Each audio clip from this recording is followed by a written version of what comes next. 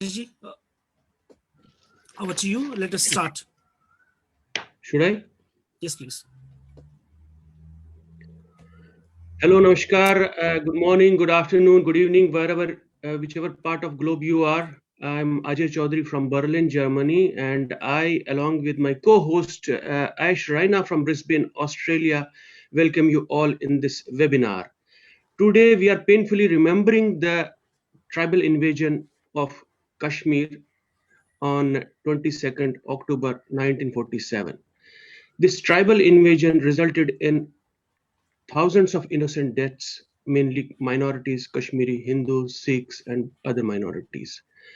Well, on this date, just 4 days after, we also remember the accession of erstwhile J&K with the Republic of India. We'll also speak about it. And on this day, thousands of armed tribals from Pakistan were used as proxies, and they indulged in indiscriminate looting, killings, and forcible abduction of women folk in Kashmir. And thus, the land of sages, the Sufis, the fountainhead of spirituality, Shaivism, was brutalized. To discuss the Black Day, codenamed as Operation Gulmarg by the Pakistan Army, we have an august panel with us. We have, first of all, Professor Harbans Singh Sambyal, the living encyclopedia on the subject. He has studied this subject thoroughly and in depth. He is the writer, scholar, and historian. He has written few books also. One of them is Maharaja Hari Singh, The Troubled Years, and then Karan Singh, J&K 1949 to 1967. Also one Hindi book named Sufi Satta and Samaj.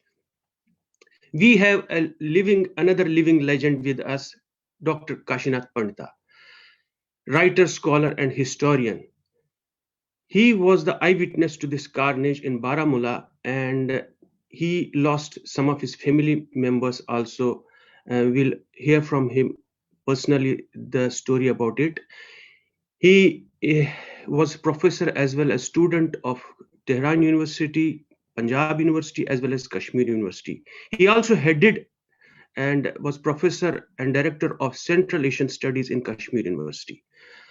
And we have young and dynamic Shri Tejinder Singh Sodhi ji, senior journalist mainly in J&K. His roots are from Baramulla, Kashmir, and he has 18 years of journalism in his record, and we must have seen him reporting in conflict areas of Kashmir and in border areas, reporting live on various TV channels. So without taking time, I hand over to my co-host, Mr. Ash Raina, and he will introduce the other August 2 panelists so that we move ahead. Ash, please. Thanks, Ajay. We also have with us Mr. Sajjad Raja, who is based out of Leeds in UK. He's a lawyer and a professor of economics. And he treats himself as a political worker and a human rights activist. And he's chairman of National Equality Party, JKGBL, which is the political organization. We also have with us Utpal Kohl. He needs no introduction though, but I will say some words for people who don't know. MA, MPhil, PhD from Kashmir University. He has been an activist from his college days. Was underground during emergency. That is his feather in the cap. He founded Hindu Yuvak Forum and was the president of that for 3 years till 1990. And after the exodus, he got involved in various social, political activism and relief work and rehabilitation of the community. He has published a lot of books and made TV series and documentary films also. So I welcome all of you to this panel, which will tell what has happened during the time of Kabali raids, which we know as. I would like Mr. Sambyal, Professor Sambyal, to start so that he can share his views. Professor Sambyal, can you please unmute yourself? Yes. Thank you. Thank you very much. First of all, let me record my appreciation of giving me the honor of being part of this discussion. Big thanks to Kashmiri Pandits, wherever they are, particularly the organization Global Kashmiri Pandit Diaspora. Good morning, good afternoon, good evening, accordingly to your own times, wherever you are on this globe. I will put forth two propositions. One is that what was the background of this invasion and why was the accession delayed for such a long time? Routinely, Maharaja Hari Singh is blamed for delaying the accession. It is said that he was unable to take a decision. Many historians have quoted that he avoided Lord Mountbatten when he had visited Kashmir. But the fact, let me put the facts first. Lord Mountbatten came to Kashmir, to Srinagar, with a very clear-cut view, and he gave that message in very clear terms to Maharaja Hari Singh, that your geographical equation was such that you have no option but to accede to Pakistan. He reinforced this message by also saying that even Sardar Patel has given this message to me for you, that if Kashmir decides to accede to Pakistan, then India will not have any objection.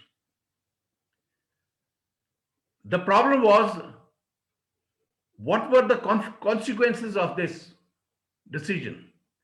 The consequences would have been very plain for everyone to see. Kashmiri Pandits and Sikhs from the valley would have been wiped out.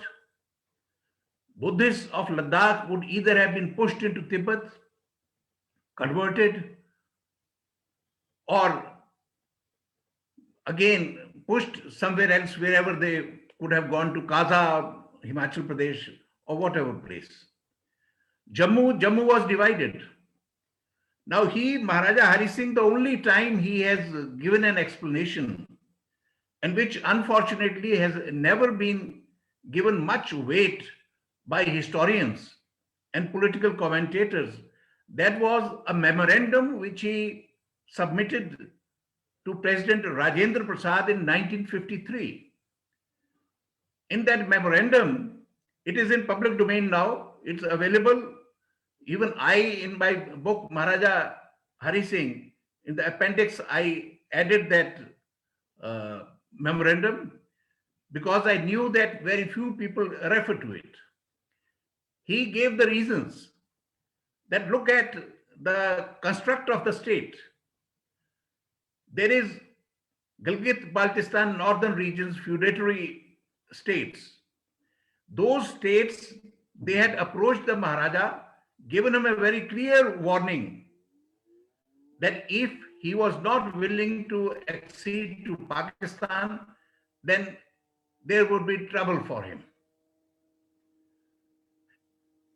Kashmir was largely represented by Sheikh Abdullah and his national conference, and a majority of them were of the opinion that the issue of accession should be decided only by the Kashmiris and not by the Maharaja. So first the Maharajas should leave the state, and then the people of Kashmir, they will decide where they want to go. Kashmiri Pandits, obviously, they knew their fate. What would happen to them if they remained there? The Sikhs also knew that it is not going to be an easy life for them if they stayed in Kashmir, which was part of Pakistan. Punch region, that had already erupted in trouble in 1946, and it was continuing in 1947. Not much importance is attached to it, but this remains a fact which can be now seen through the records of military history of the state written by Major General D.K. Palit. Jammu, of course, majority of it wanted to be part of India, or whatever the Maharaja took the decision. So Maharaja in his wisdom thought that we are living in a very difficult, complex times when communal passions are ruling the heart and the mind. Therefore, he offered a standstill agreement that till this madness subsides, let there be standstill, and then the decision regarding accession would be taken later on. That is one part. Why the delay? In between, what happens is that few historians, they point this out. The invasion really began on 6th of October 1947. On 6th of October 1947, Punch, Bhimber area, they were invaded. Trouble started there. Now, this was a very well planned action by Pakistan. They had already planned what is going to be done, and the army, under the command of the British generals, they were fully supportive of the aspirations of Muslims of the proposed Pakistan. So what they did was that because of these incursions and also incursions into the southern border, Sambar, Araspura sector, raiding the villages, burning, looting, and then running away. The purpose of these tactics was that to draw whatever forces Maharaja had towards this region. So exactly the same thing happened with the attack on Punch. The important units of the state force, they were diverted towards this region, the southern part. Consequently, the Kashmir part, that was fully exposed. Here again, the Pakistanis, they executed a very well thought of plan that they knew many of the regiments of the state forces, they had Muslim element. And they won over many of them, particularly the 4th Jack, which was stationed at Domail Kohala region. The purpose was that this bridge has to be guarded. No attack should occur from this side. However, because of the periphery of half of the Paltan, not only the commanding officer lost his life, but almost the whole of the Paltan was wiped out, except for the few people who had been deputed somewhere else on the other outposts. That is another saga, how from there they moved towards Punch and how they rescued people, a rear guard action all the while taking place. That is one aspect. However, on the 22nd, when Muzaffarabad was raided, when the Kohala bridge was crossed, with the crossing of the Kohala bridge, everything was in a state of utter confusion. Number one, nobody had ever thought that they will be able to cross the Kohala bridge because that was the crack regiment, 4th Jack, which had been stationed there.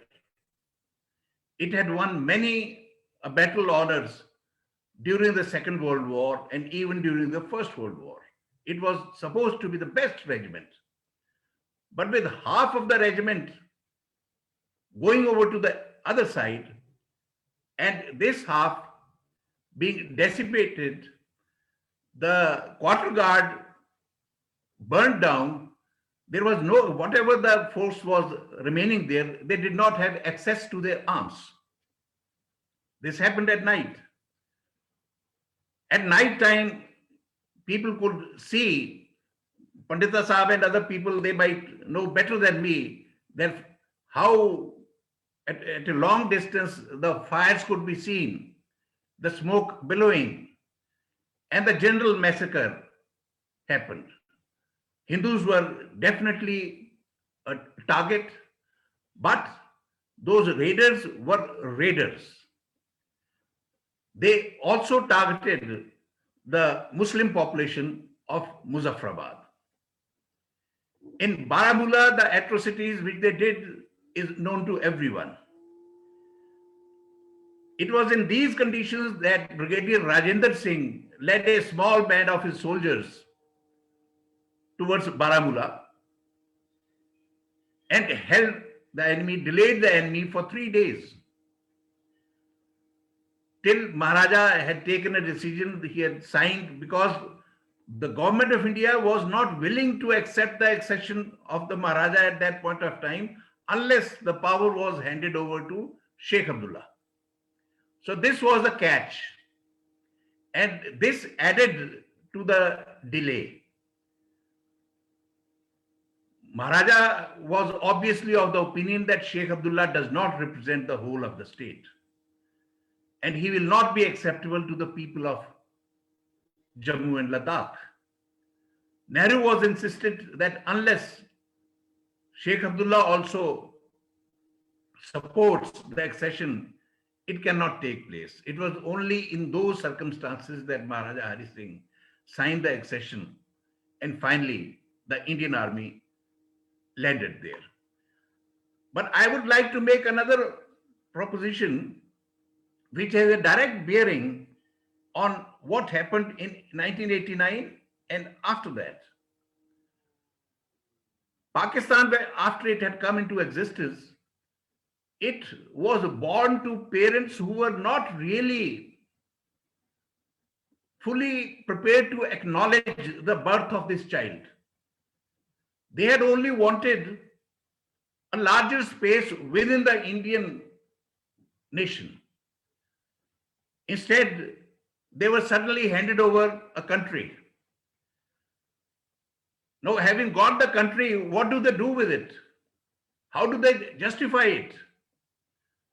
Most of the Islamists who had migrated from India, they were against the concept of this kind of country, and if the country has come into existence, then it should be working within the Sharia.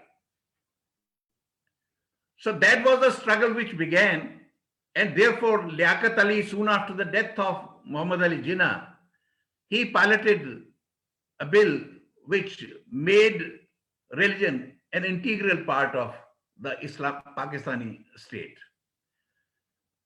This Islamic state which they created, the problem was that you have created an ideology.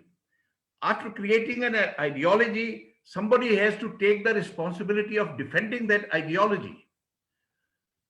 So the army took over this role of defending the army, the ideology.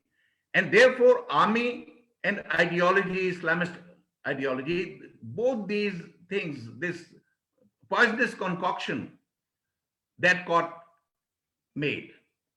Third event which added to the whole trouble was that in 1979, Shah of Iran went into exile.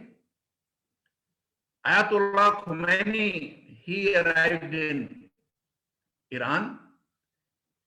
A new fervor in Islamist thinking that began.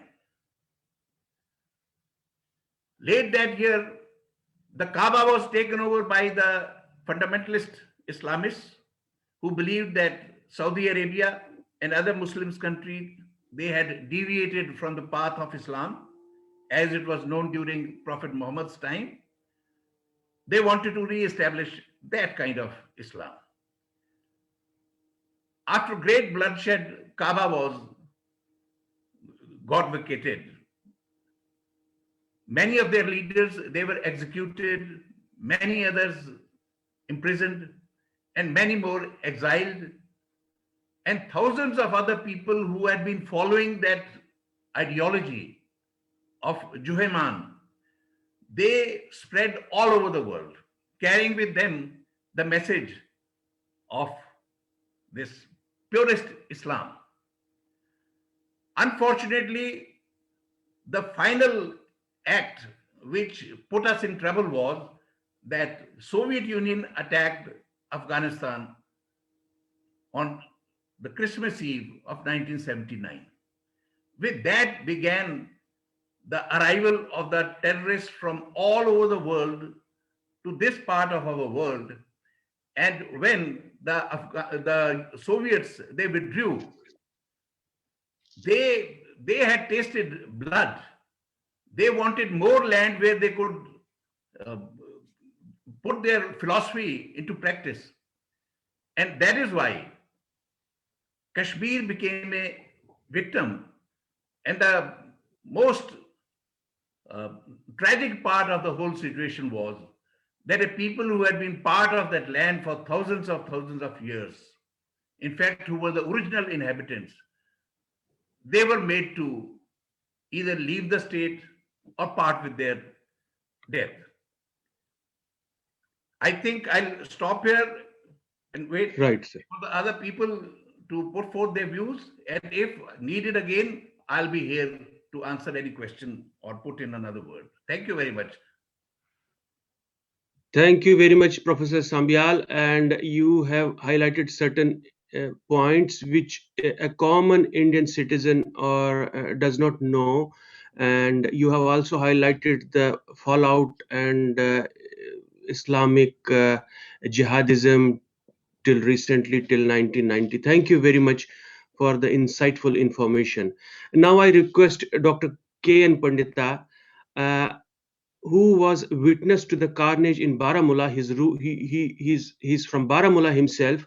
He was, I presume, 18 years old that time, and he will explain and in detail his experience about that time. And Dr. Pandita, please. Thank you very much. First of all, I thank my young friends all over the world who have organized this webinar to highlight a very important event in the history of Kashmir. And secondly, our thanks go to Utpalji, who is the key person doing all these things. In terms of age, I am eldest to all of you. And I have been an eyewitness to the fall of Baramulla and recapture of Baramulla, and thereafter, all the events that happened in Kashmir down to present day. I have been in the thick of this battle. I will concentrate on the subject that has been given to me, and I know I have been given only 15 minutes, and I will try to finish what I have to say in 14 minutes. On the morning around between 9 and 10 in the morning on 26th of October 1947, Baramulla was captured by the tribesmen, but they called it Lashkars. We lived in a mohalla called Khojabag in Baramulla, which is just on the main road called Jhelum Valley Road, which connected Srinagar with Rawalpindi. And as such, we could see what was happening because a day earlier or 2 days earlier, around 23rd, 24th, we saw people, Hindus, men, women, and children moving on carts, on bicycles, on foot from Baramulla moving towards Srinagar. And all of them were carrying a bag, at the most a bag, and a handful of clothes or eatables. And we, as a child, I was young, I was about 16, 17 at that time. So we, out of curiosity, went over to the road and asked them why they were going and where they were going. They didn't say anything, but their heads were dropped, they were silent, and agony was writ large on their faces. These people continued to move. Even on bullock carts, they moved towards Srinagar. It was obvious that something was wrong.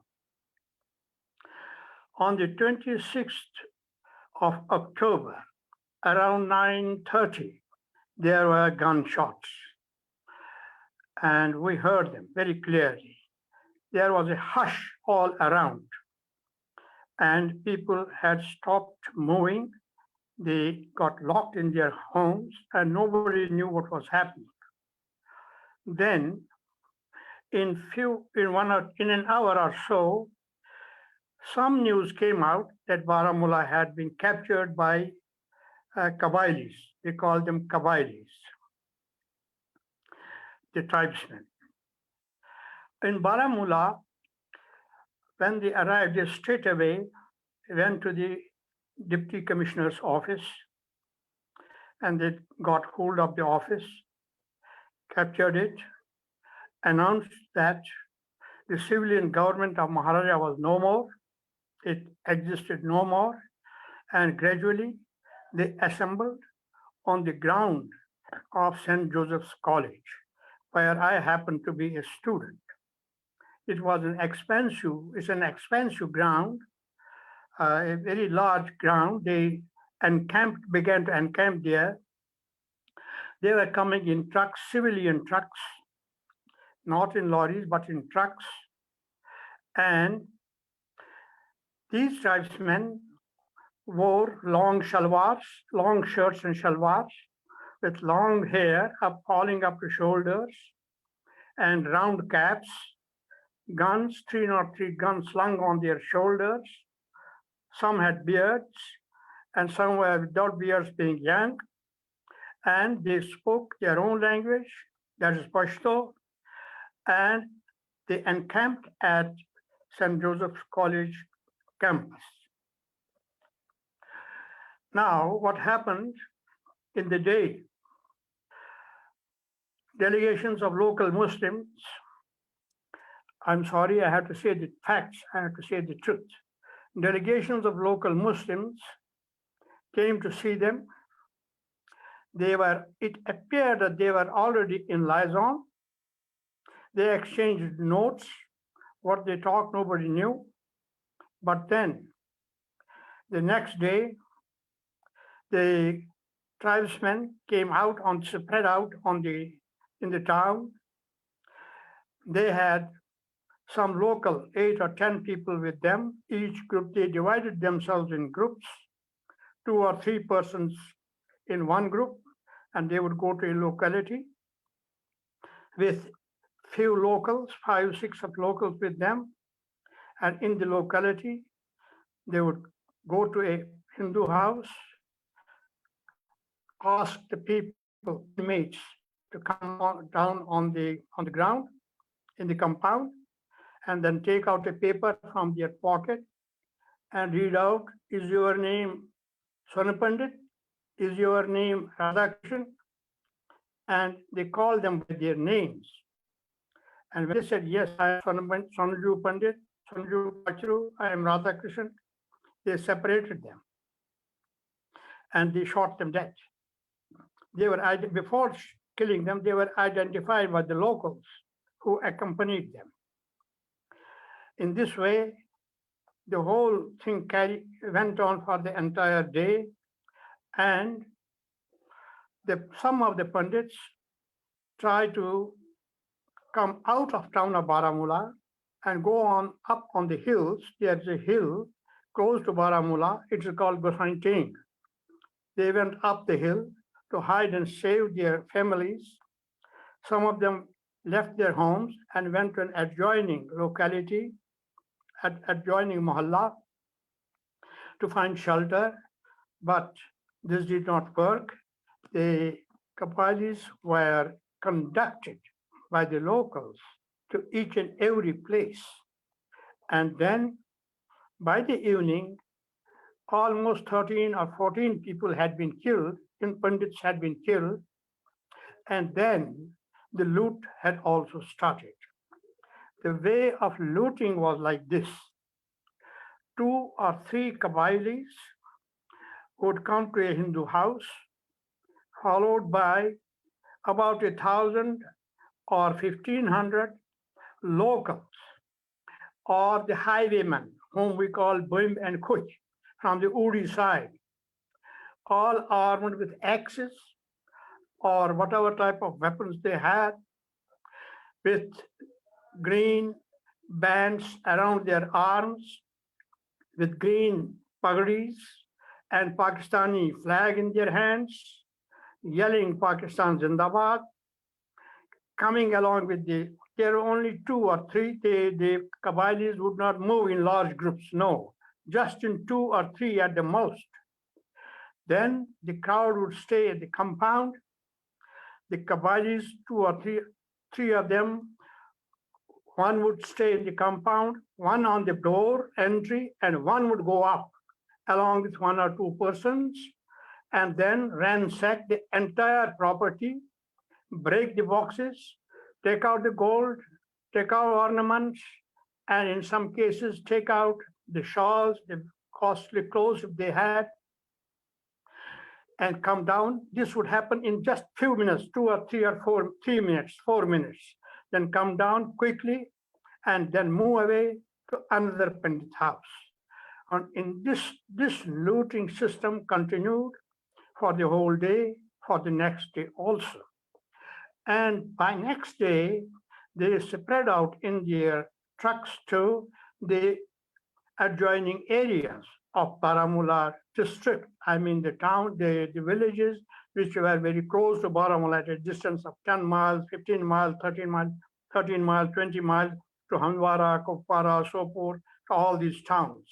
And the system of looting and killing was uniform. And then in their great urge for loot and catching hold of gold and jewelry and all that, they could not distinguish between petal and gold. You know, the samovar handles of samavars in Kashmiri Pandit houses is always of petal. They would break these and take the handles, thinking that this is gold, or the pegs by which the cloth is hung. They would take out from in our house. They took all the pegs in our rooms, thinking it's all made of gold. And then they would also try to dig some rooms, the corridor and some rooms, what we call wood in Kashmiri. They would dig it because they were told that the Pandits had hidden their golds and their ornaments in the wood, in the room. So this was a universal way of doing things. In our case, in my family case, they came to us with about 2,000 people, all yelling Pakistan Zindabad, Allahu Akbar, with green flags and green armbands. 3 Kabylis, 2 came inside the room, inside the house. They went and ransacked the entire house. They took the pegs, they broke the samovar handles, they took it with them. They broke some of our boxes. They took some shawls and lungis of my mother and sisters, thinking they were so costly. And once they came down from the home, the 2,000 strong locals, they broke into the house and they took away, they looted even a blade of grass from the house. Even they took what we call in Kashmir, gratte, mohil, kans, stone, everything they put. Not only that, in our garden, we had vegetables. They plucked the vegetables, they uprooted the vegetables and made the ground flat. And within minutes, there was nothing in the room, absolutely nothing in the room. So much so that at night, we had to bring grass. Some of our good neighbors, they brought us grass to sleep upon. This was the situation. Now, I would like to make mention, this is a long story. I don't have that much of time, but I will make a mention of one important thing. In Baramulla, they waited for 3 days. They did not move towards Srinagar for 3 days. And people don't know why. The fact is that the Pakistan government finance ministry had sanctioned 3 lakh of rupees for the operation of Baramulla. And this money had become bone of contention between Major Khurshid Anwar, who was the commander of the tribesmen, and the leaders of the tribesmen. The tribesmen said that that money belongs to them. It should be given to them. Khurshid Anwar said, no, that money was given by Pakistan government for the entire operation. So there was a dispute between them for 3 days, and they did not move. On the 3rd day, the Fakir of Ipi, who is the religious leader, at that time he was in Karachi, he was summoned from Karachi. He had already come to frontier, Northwest Frontier Province. He was brought from Northwest Frontier Province to Baramulla, and there he decided that the money should be given to the tribesmen. Money was given to them, and then they moved onwards to Srinagar. So that's another story. I'm not going to go that. But in Baramulla, there was the battalion commanded by Colonel Roy fought at a place which at the moment is occupied by the government college. It was a small hillock. And from at that hillock, at the foot of that hillock, the battle was fought. The Battle of Baramulla was fought and lost. Colonel Roy was killed, and his samadhi still exists there in Baramulla. So by 26th evening, Baramulla had all fallen. The strange thing is that the district commissioner of Baramulla, who happened to be somebody from Punch or a Muslim, he associated himself with the invaders, and he said that the administration of Maharaja was over, and now it was the administration of Pakistan. The Pakistani flag was hoisted. Pakistani and the people in the mosques, they raised slogans about Pakistan, and the Tahsil headquarters of Baramulla was made a jail, a sub-jail, where Kashmiri Pandits and their women, they were taken as prisoners and kept there for 3 days. When these people moved onwards to Srinagar, they were freed and asked to go back to their homes. The Pandits were put up in different places. I mean, the religious, the mandar and ashram, they stayed in the mandar and ashram. Great tragedy fell on Sikhs. The Sikhs were murdered without distinction, and many Sikhs, hundreds of them, who fled their homes and came to Ningal. Ningal is the Nala, is the tributary to the river Vitasta near Sopor, and their young girls, young women, committed suicide by jumping into the river. And in this way, in 2 days, 26th, 27th, and 28th, these people covered almost entire district Baramulla, that is Handwara, Kopara, Bandipur, Sopor, Tangmarg, Patan, entire area. This could not be done without the guidance of the locals. The locals were in thousands everywhere, wherever they went. It was the job of the locals to loot, to plunder, and to guide the militants, they guide the Kavairis to next village and to next town. So this, in short, was what happened in Baramulla. There's no administration, nothing of the sort. It was only Indian Army, which met with debacle at Baramulla, they met with debacle at Patan, and they met with debacle even as far as Shalteng. When finally the Battle of Shalteng was fought between 7th and 8th November by the Sikh light infantry, which had landed at airport. The airport had already been surrounded. So the final battle was fought on the night of 7th and 8th, in which about 600 Kabylis were killed and they were defeated and they withdrew. One thing before I conclude, I must tell you about Maqbool Shirwani, because there was a talk yesterday about Maqbool Shirwani. It should be very clear that Maqbool Shirwani was killed neither for the sake that he was a nationalist, he was an Indian, and so forth and so on, nor was he killed because he was an upholder of Hindu-Muslim unity, as is being said. Nothing of the sort. Maqbool Shirwani, he happened to be my class fellow. He was a very fanatic pro-Sheikh Abdullah. He was a fan of Sheikh Abdullah. He wanted to carry a message to the Sheikh Abdullah, that the forces were coming, rushing towards Srinagar, and they wanted his head. This is what, on the night of 7th November, these Kabylis told Omkarnath Pandita, he is a relation of mine, Utpal knows him, he is still alive.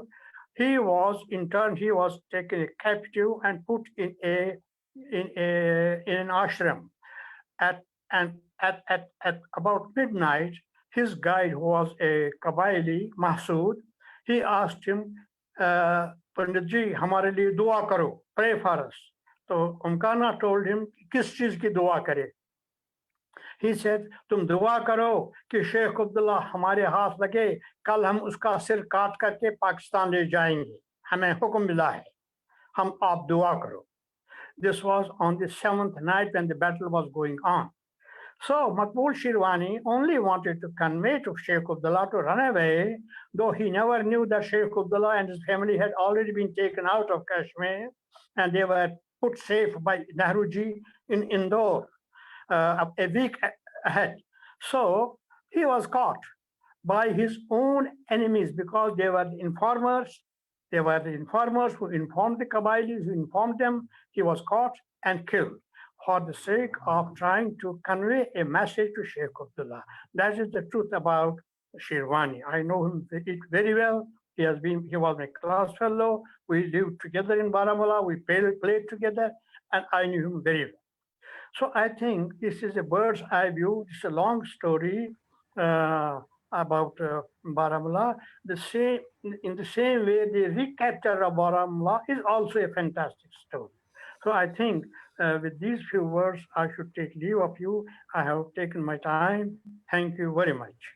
Thanks, Pandita Sahab. Thank you.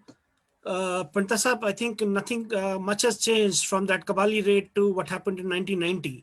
So I think the strategy is the same, the methods were the same. It is worse. It is worse today. In 1990, it's worse. Thank you. Thank you, Mara. Thank you. I would like to invite Mr. Sajjad, please, to say and share about his experiences and his knowledge with us. Sajjad Sahab, namaste. Over to you. Well, friends, one thing, I will take leave of you because I have an appointment with the eye surgeon today. So I have to leave. That's why I request I would have loved to be with you, but I have an appointment. Thank you very much. Thank you very much, sir. Thank you very much for your input. Bye. God bless you. Ji, namaskar. Sabka shukriya. Thank you very much. Professor Harbans Singh ji and Kashinath Panta ji have given historical background, what has happened in 1947, how did it begin initially, and how did it proceeded. I would like to shed a light on the mistakes which were committed by the Indian government and by Sheikh Abdullah Sahab's party. In 1947, Indian government basically sided with Sheikh Abdullah Saab rather than with the constitutional and legal head of the state, who was Maharaja Hari Singh. And Maharaja Hari Singh was a secular person. Maharaja Hari Singh wanted to keep the state intact. Maharaja Hari Singh wanted uh, uh, to develop a system under those circumstances, which obviously are clear to everyone now.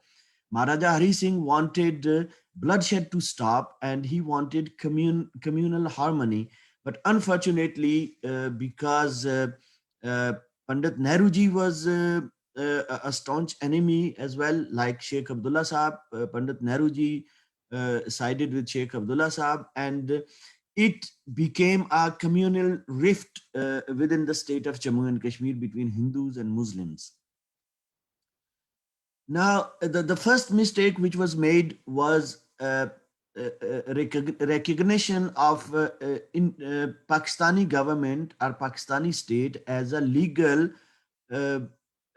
party to the dispute when they went to the United Nations in 1948. So United Nations asked Pakistan very clearly in their resolution number 47, United Nations Security Council resolution number 47, clearly stated that Pakistani army, Pakistani militiamen, and Pakistani citizens who have illegally entered the state of Jammu and Kashmir should withdraw. They should get out of the state.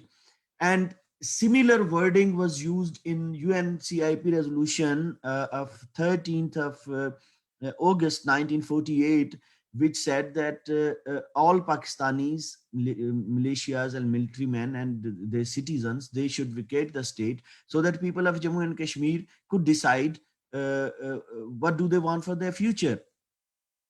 But unfortunately, when Pakistan didn't honor their commitment which they gave to the United Nations, they signed those agreements. And they agreed, Pakistan agreed that Pakistani forces and Pakistani citizens would vacate the state of Jammu and Kashmir.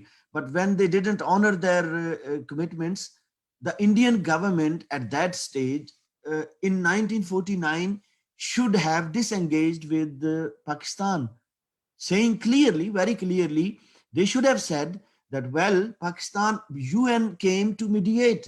They were mediators basically between Pakistan and India.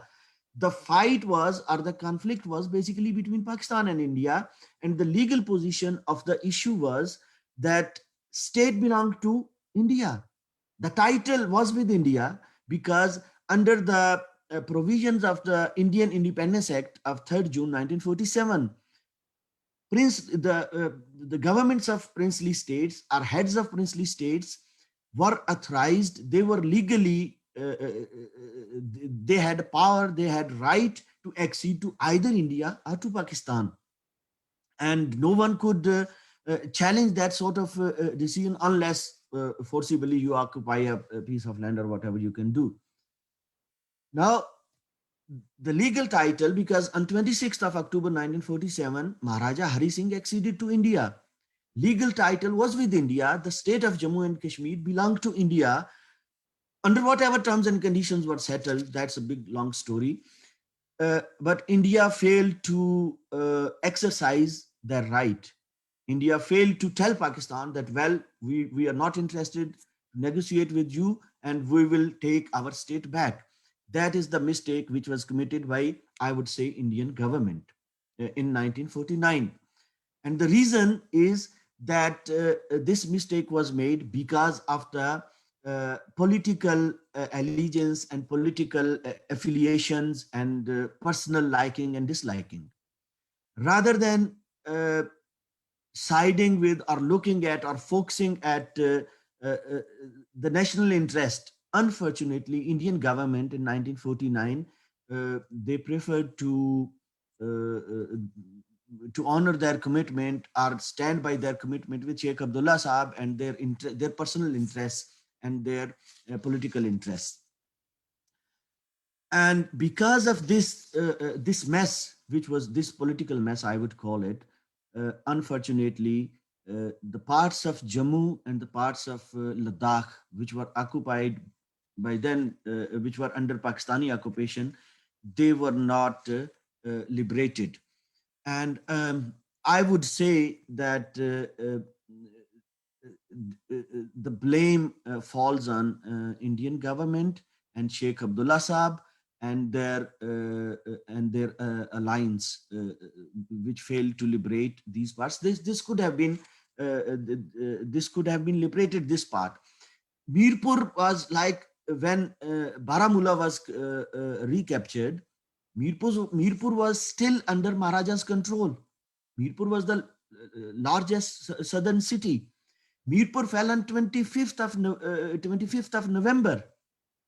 And the people of Mirpur, they had always throughout these days, they had been waiting for army to come and to protect them or to strengthen their position. But well, that's Professor Harbansji is here, so I don't want to go into those details.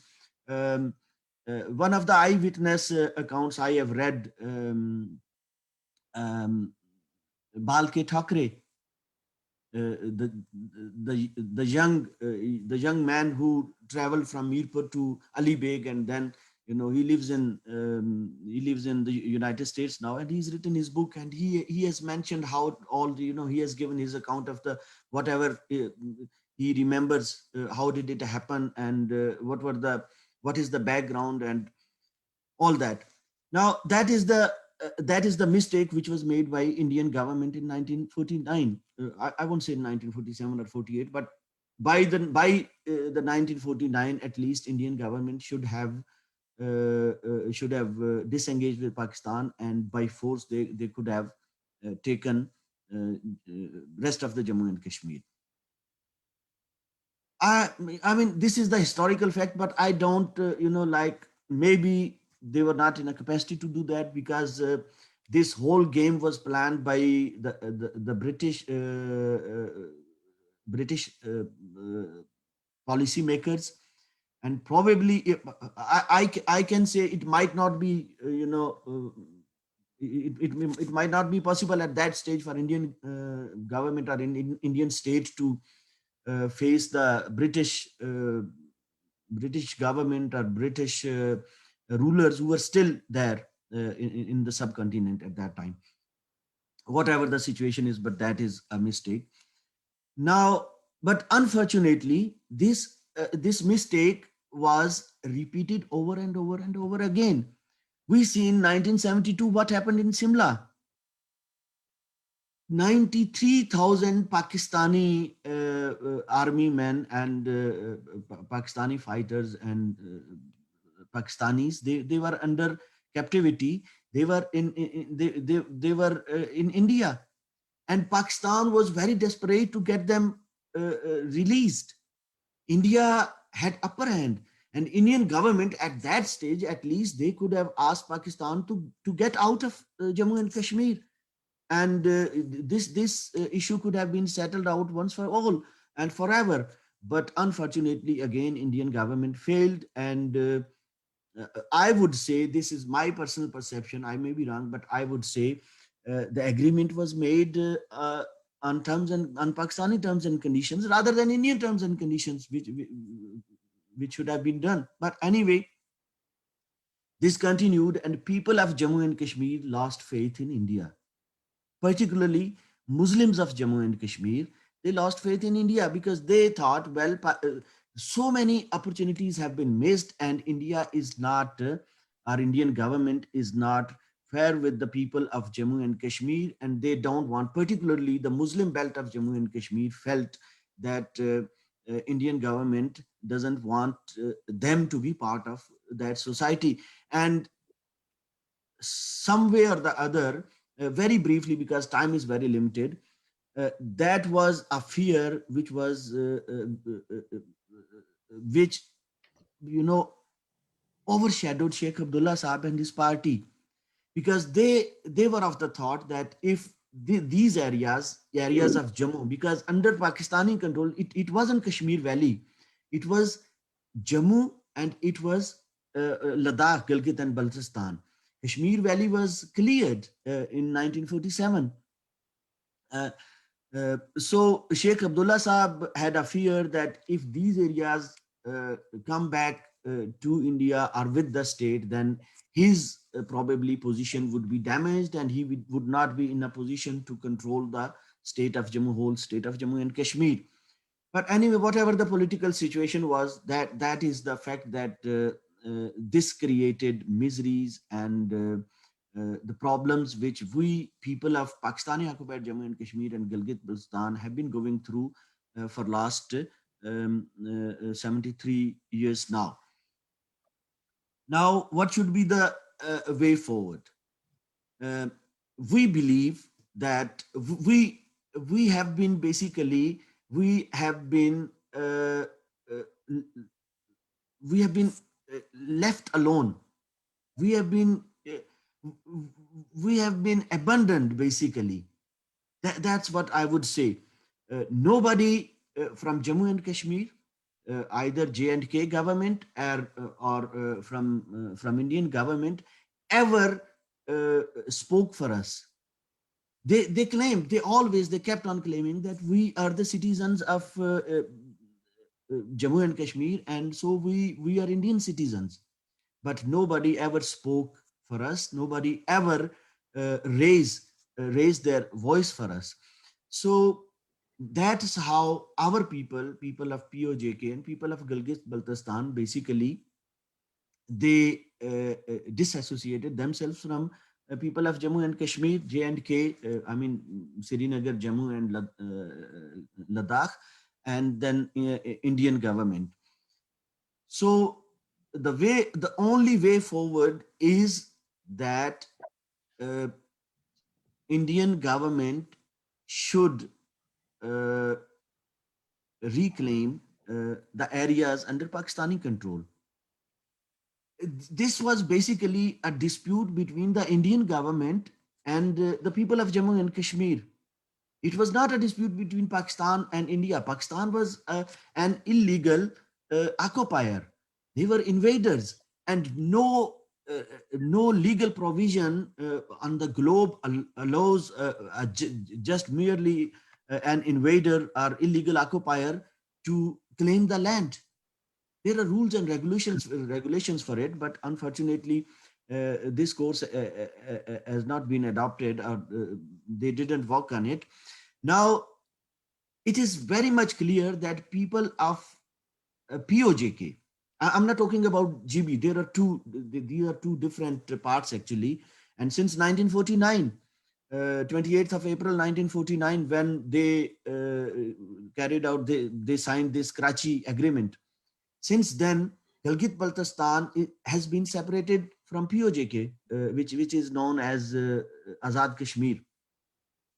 People of POJK don't want to live with Pakistan. That is very much clear. 3 surveys have been conducted, and the most recent was by this British journalist Tanveer Ahmed, who is under prison, who is in prison now, and he traveled all over POJK. He met 10,000 families, and his survey report came, which said that 73.3% people don't want to live with Pakistan. And now, what should have been policy in Srinagar and Jammu? What should have been policy in Delhi? Obviously, they should have thought over it. But we have been abandoned.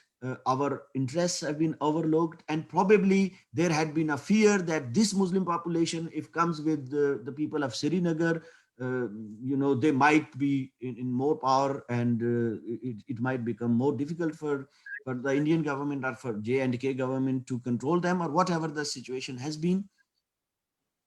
We are part of Jammu and Kashmir, which is 85,806 square miles. Not just Srinagar Valley, Kashmir Valley, Jammu and Leh and Kargil.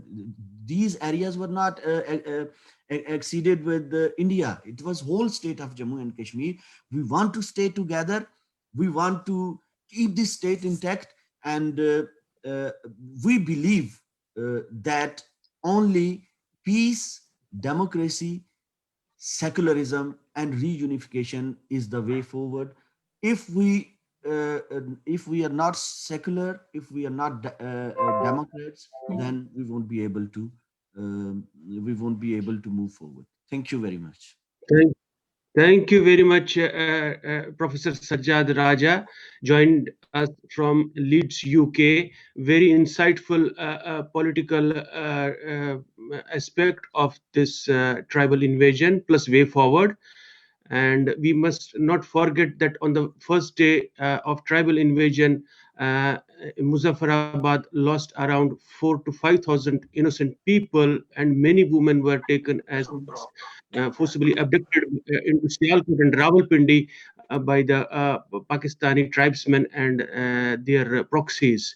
And Mr. Sajjad Raja's roots come from that part, Pak-occupied Jammu. Thank you very much, Mr. Sajjad Raja. Now I request Mr. Tejinder Singh Sodhi. He's a renowned senior journalist in J&K, and his roots come from Baramulla. I wish to request him to give his views about this and a little bit the present situation and way forward.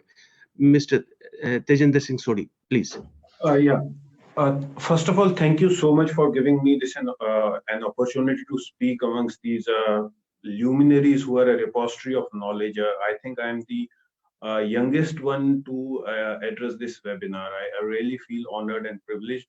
Although not much has been left for me to speak about, but I'll speak about my personal experience. Though as a journalist, I got the opportunity to speak to many of the people who were the eyewitnesses who survived this tribal invasion. The locals, they used to call it a Kabali raid. My grandmother, she used to narrate those stories to me. Though I'm amongst those fortunate lot of youngsters who got the opportunity to get a first-hand experience from their elders who survived this. You can call it a Holocaust, because the people who survived, the people who saw this carnage, killing and looting of their loved ones, the pillage of their houses, their villages being ransacked. This was not a small thing for that generation, the generation which witnessed all this. We know that the many historians who spoke before me, they threw the light on the historical chain of event, how this tribal invasion was planned by the Pakistan army. I have been reading a lot about this tribal invasion. It was, though Pakistan wanted to name it tribal invasion, but it was it was under the active patronage and active support of the Pakistan army. There were many Pakistan army regulars who masqueraded themselves as tribals. They attacked the erstwhile state of Jammu and Kashmir. Rather, Raja Hari Singh, as we all know, wanted to make Jammu and Kashmir as a Switzerland of this part of the world.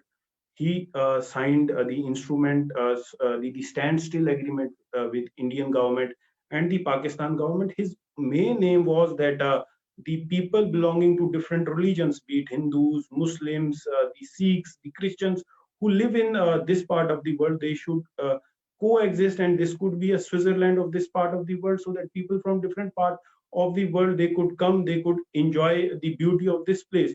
But we all know how Pakistan, which is known for backstabbing, even their Muslim neighbors, they also did the same in Afghanistan. We know the history is witness to the fact what they did in Afghanistan. So Pakistan had a plan, because the idea of Pakistan had always been to take to occupy the state of Jammu and Kashmir. And we saw Operation Gulmarg being launched. Initially, the rebellion, it was an uprising which was done on behalf of Pakistan, which happened in the Punch side.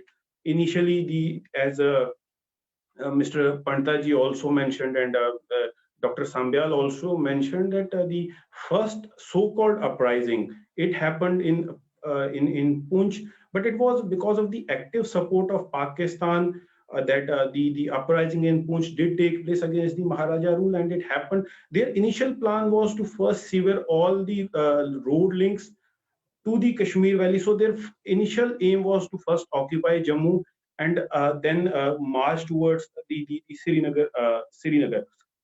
So you see, recently this was for the first time in the history that this year on October 22nd, the people in Kashmir observed Black Day. So Black Day marks the invasion, the tribal invasion to the Kashmir Valley.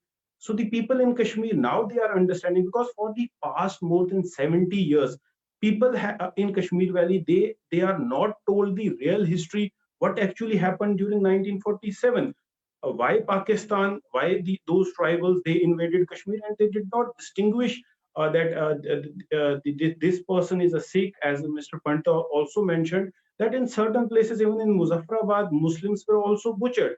The story was a bit different in Baramulla, as were told to us by the people who were the eyewitness of the massacre that took place in Baramulla. I had the honor of interviewing several people during my journalistic career, those people who were the eyewitness of those horrific incidents.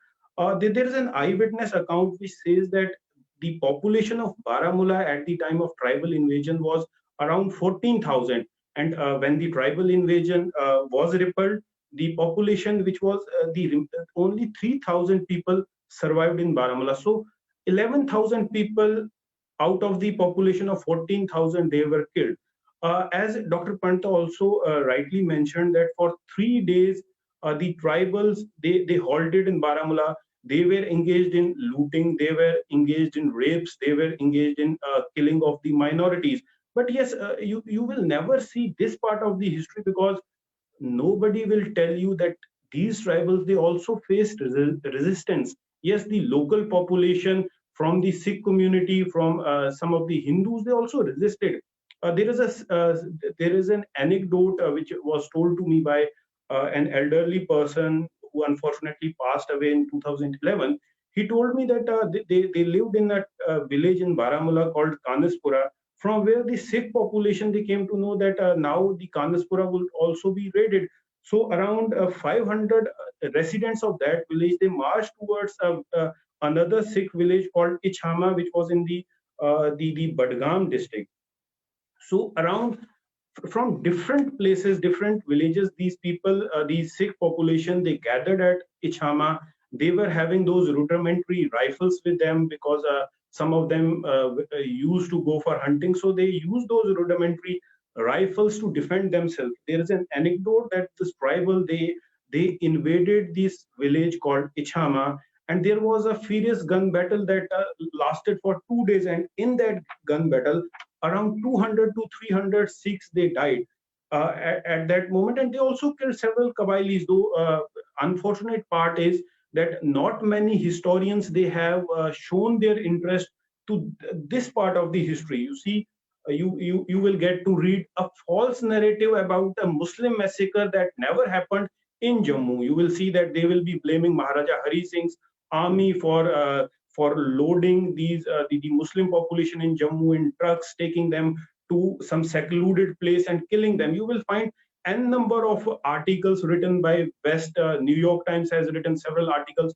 on this false narrative, because you won't find a single family who will in Jammu who will say, see, our family members were killed by the Maharaja forces. But on the contrary, you will find thousands of such families in Kashmir. Even Dr. Panta also narrated how their houses were looted.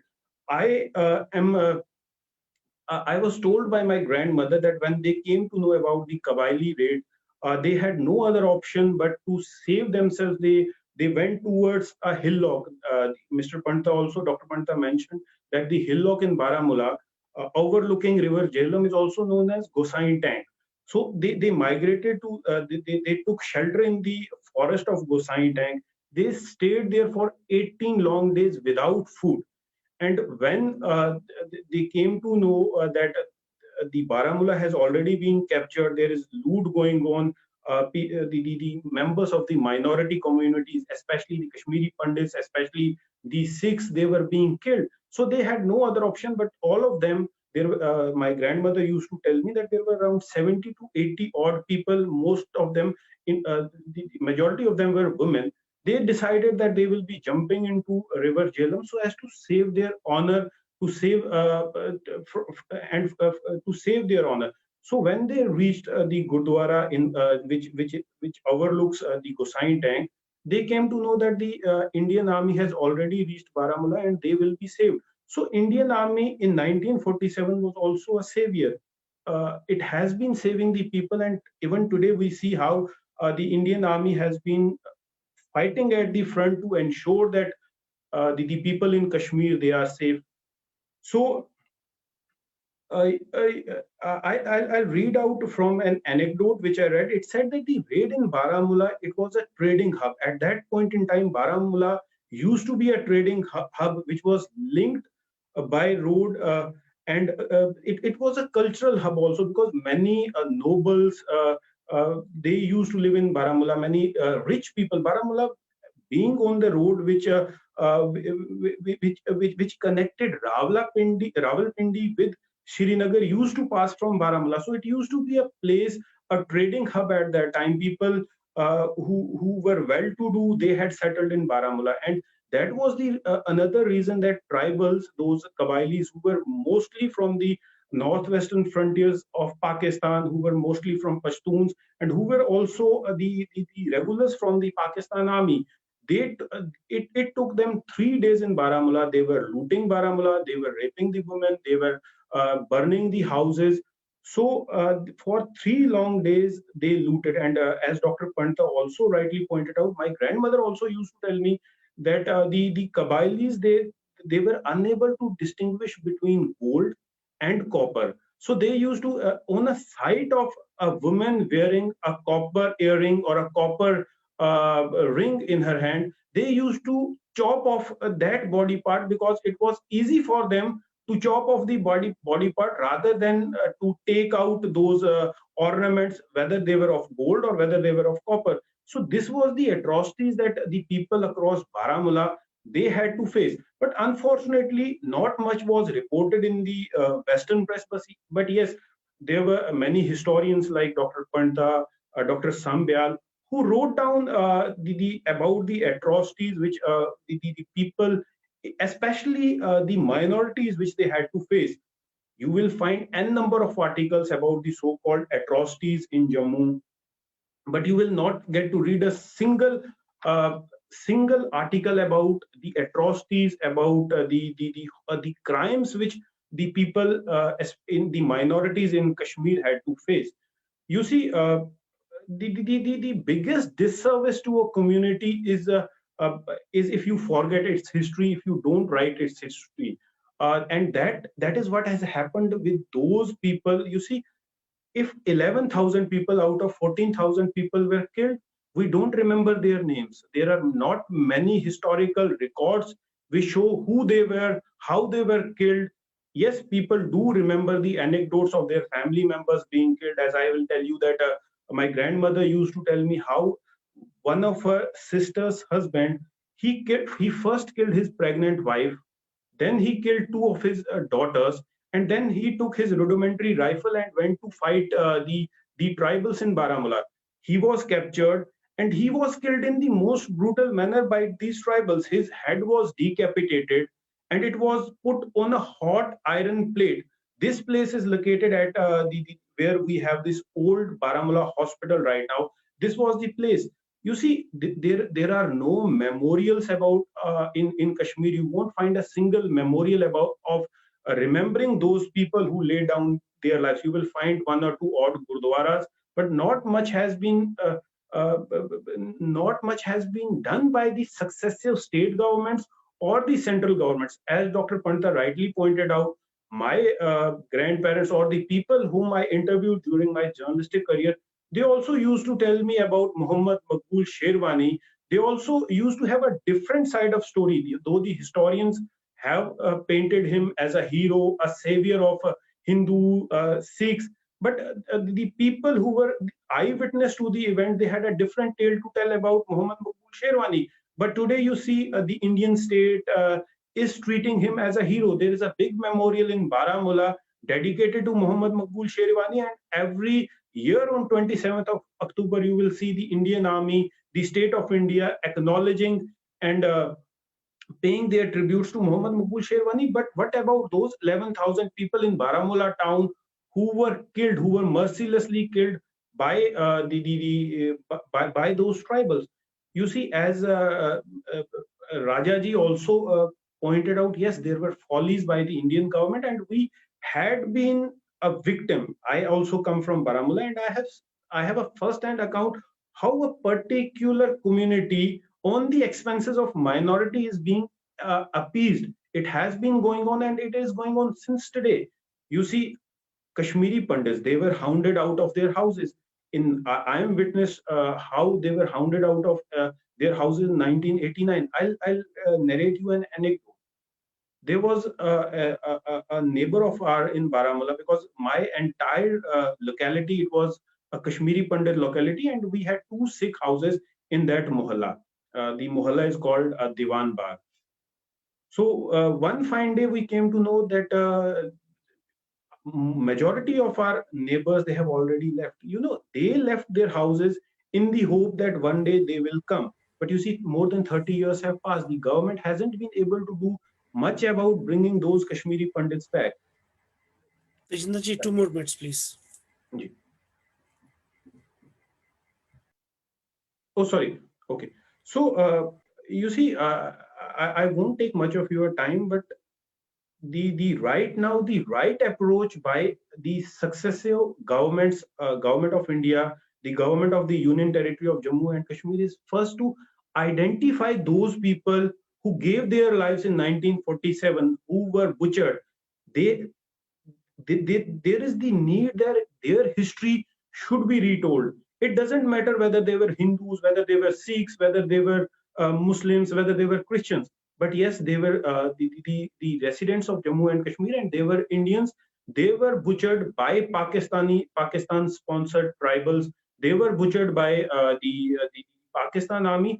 So right now, the need of the hour for the Union Government of India, for the government of Jammu and Kashmir, is to identify them, write about them, so that the people across the world should know about those atrocities, about the tribal invasion. You see, the tribal invasion, but we have reduced it to just a yearly event. We observe 1 week in the last week of October, and then we forget them.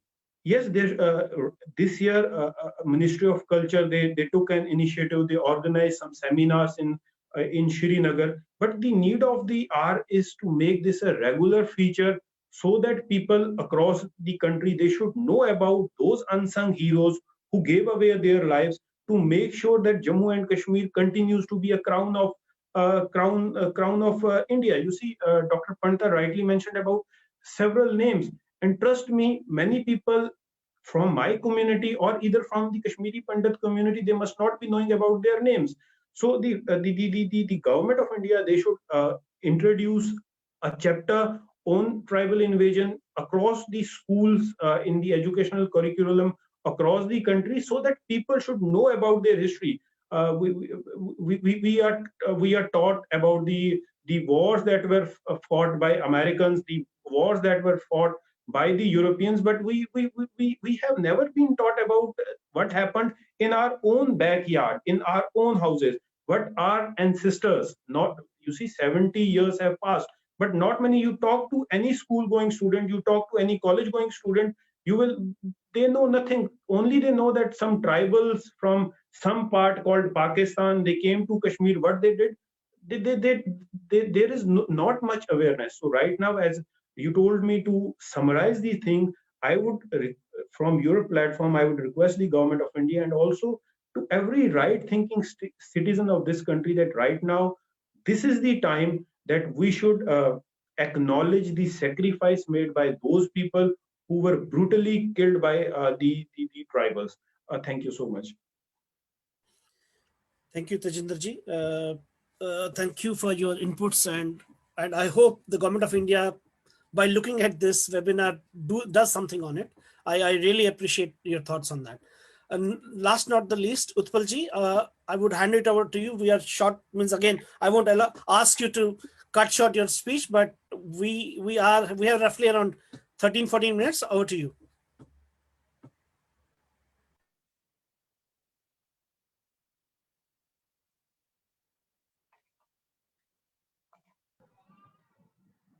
Is okay. Namaskar. Let me at the very outset thank you Harbans Singh ji, thank you very much Raja Sahab, thank you very much Tejinder Singh ji, and my teacher and guru Dr. K.N. Pandita on behalf of Global Kashmiri Pandit Diaspora. I'm a student of history and very much keen on Kashmir history. So I think I have not met Samyal Saab to scholar हैं, इनसे तो मेरी मुलाकात पहली बार हो गई है. But I think except Maharaja Hari Singh, I have met each and everyone who was actor in this in 1947.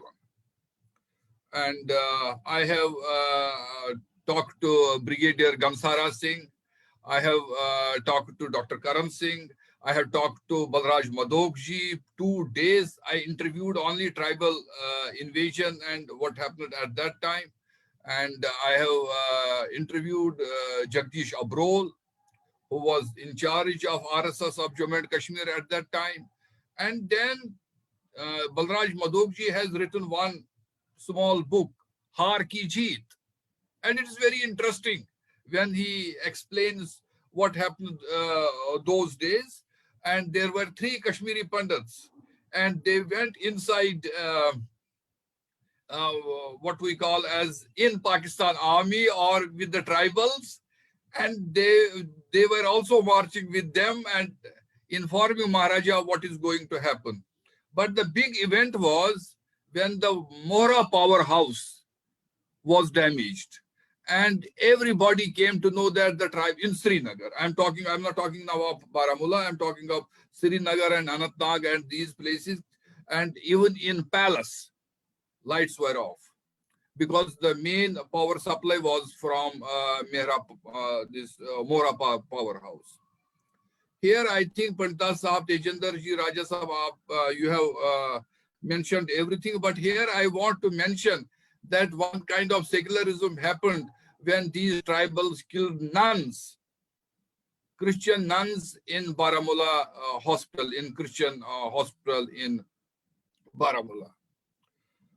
All those interviews and all those interactions with scholars and what I have studied, I have come to the conclusion that Pakistani army wore burqa, Pakistani army wore veil, and then tribals were just in front of them.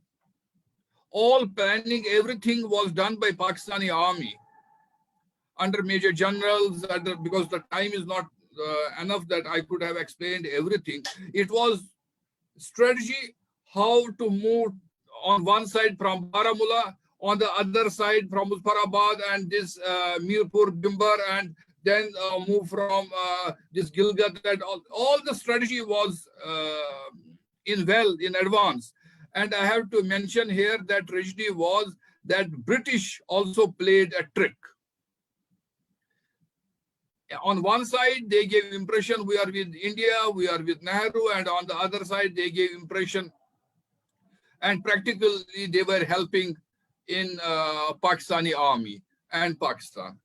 Then one more thing I have to add here, that Maharaja was also knowing that Sheikh Mahmud Abdullah was keeping one track with Pakistan also. There were some senior leaders in National Conference who were in touch with Pakistan also. They were also negotiating. But as he was playing 2-3 games, and like Farooq Abdullah, his son, did it in 1991, he went to London. When Kashmiris were killed, when Kashmiri Pandits were killed and there was anarchy, he went to London with his wife and was enjoying there. And same way, I have met the Hulkar family in Indore. I was living with them and they told me how their grandfather he was told by Nehru to keep Sheikh Mahmud Abdullah's family there. And this, you will be interesting to know, all of you, that not only Sheikh Abdullah, then Bakshi's family also took big advantage of that, and they have a business now there in Indore still.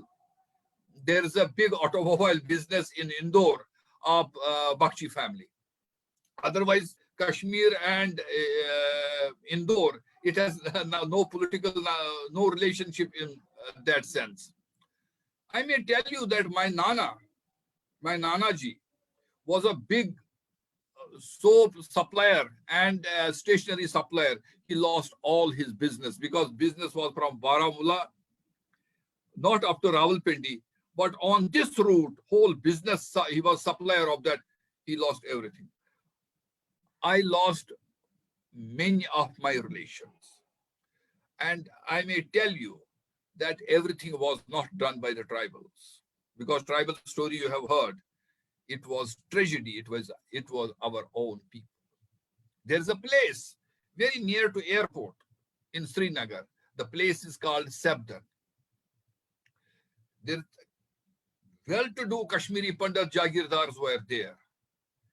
And they were looted, their houses were looted, and then after loot, they were burned. And I still remember, I have spoken to many who became refugees, because Srinagar, it was up to what we call as Charlatan, where the HMT factory was there. Up to that point, tribals had reached. But this part of Srinagar was okay. So refugees have come to our place where from I am. It's called Ranavari. There was a big refugee camp in Ranavari. There was a big refugee camp in Shitalnath and in other areas. And I have my friend whose father, Jankinath Sumbali, was managing these, managing in the sense, he became a kind of a representative of these refugees. So what we have not, it is not written anywhere that what happened really, but we know little bit. When I was in school, there was half a page that Brigadier Rajendra Singh, Somnath Sharma, or Brigadier Usman, or few names who became martyrs fighting these tribals. But with this, I have to tell you that it is not only 22nd of where this tragedy has happened. Pakistan has kept that agenda alive. And Kashmir unki gale ki faas ban gaya hai. And I tell you, as a student of history, I tell you, Pakistan bikhar jayega. Kashmir ko chilate chilate Pakistan bikhar jayega, because they cannot manage themselves. And so people of Gilgit, people of Baltistan, and other parts of POJK are totally unhappy. Because I am in regular touch on my Twitter, on my Facebook, on different shades, they don't care for them, and they don't think it's a part of Pakistan. They think it's a part of their colony, as they are slaves and they are their rulers. So in that condition, it may take 2 years, it may take 5 years, and I totally agree with Raja Sahab that it is the mistake of Government of India. Now we tried to do something in 1994 when P.V. Narasimha Rao said that we have one issue with Pakistan which we can discuss, that how they will vacate POJK.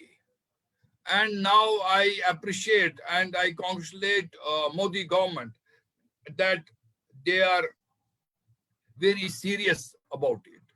And now we need all people of Jammu and Kashmir to join together, to work hard, so that our brothers on the other side will join us soon. But I mean, one more thing I have to tell you, that we don't tell our next generation or even this generation what's our history and what tragedies has happened, because history is education.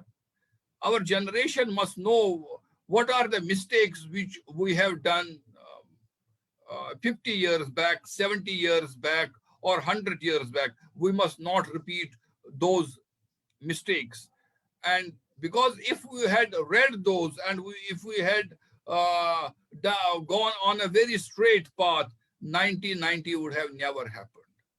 In civilized world, you will never hear a 5% minority will be hounded out. What is the reason for that? It is the tragedy. And when they were killing us, when they were hounding us out, when they were burning our houses and temples, world was silent. Where was Human Rights Commission there? Where was Amnesty International there? And what was this? Why Americans who are for the freedom? Where are the English who are for freedom and equality and that? Where are they? Why they were silent? Why they were supporting Pakistan, which was totally a military rule? Where they are supporting, they don't support democracy. They were supporting the military and dictatorship of Pakistan. So at the end, I may tell you that I personally think it was not only a tribal attack. It was full-fledged, arranged, and organized by a Pakistani military. And now, after 3 days, we will be celebrating accession of Jammu and Kashmir with India. And one more thing I have to tell you here, that Maharaja Hari Singh, he signed accession papers. They are the same papers which other states have signed. There was no condition here and there.